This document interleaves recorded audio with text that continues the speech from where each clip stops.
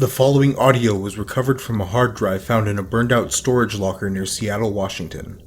The owner could not be found. Hey all to whom it may concern. An acquaintance of mine messaged me this morning.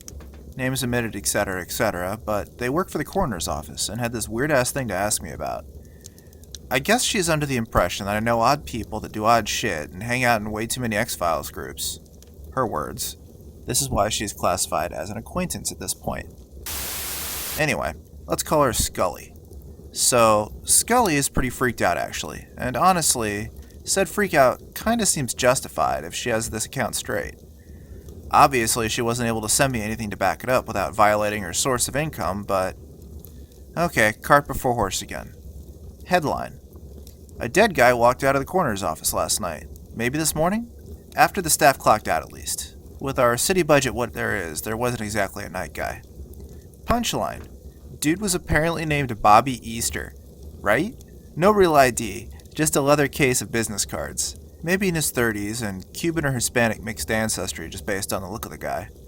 They had him long enough to take prints, but I don't know if that got anyone anywhere. His business cards advertised him as some sort of magic act maybe? She said it was just a name and an email address with some generic clip art of a top hat. If this Bobby usually wears a hat though, he didn't have it with him last night. Just jeans, a ragged red t-shirt, notably expensive looking sneakers, and a bunch of holes taken out of his torso.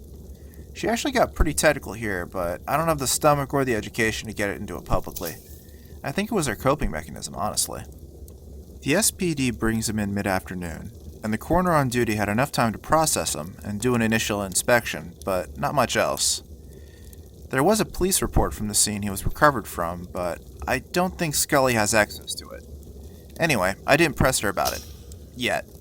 So, then, after everyone goes home for the day and he's safely chambered in the sliding freezer cabinet thing, the building is hit with some sort of brownout. Apparently, most of the electricity in the building was down for at least glitchy for about 4 hours. I would have thought that there was a backup generator, but I guess that's only a real hospital thing. The more you know, right? So, at some point during this mystery power outage, Bobby Easter rises again, rolls the boulder away and leaves. Or I guess someone could have heisted him, but who likes a mundane explanation of back alley ghoulery when the thought of immortality is on the table, right? Anyway, the cops are perfectly happy to chalk it up to misfiled paperwork or something, taking full advantage of the fact that the coroner hasn't actually gotten anywhere. But Scully is pretty grossed out by all the places her mind is going right now. As I said, there are a lot of possible answers, and they're all pretty freak-out worthy.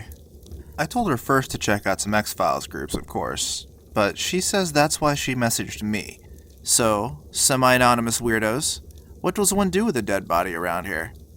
Honestly, not really my area of expertise, but it must be somebody's out there. Hit me up privately, and I'll try to be more detailed about the details.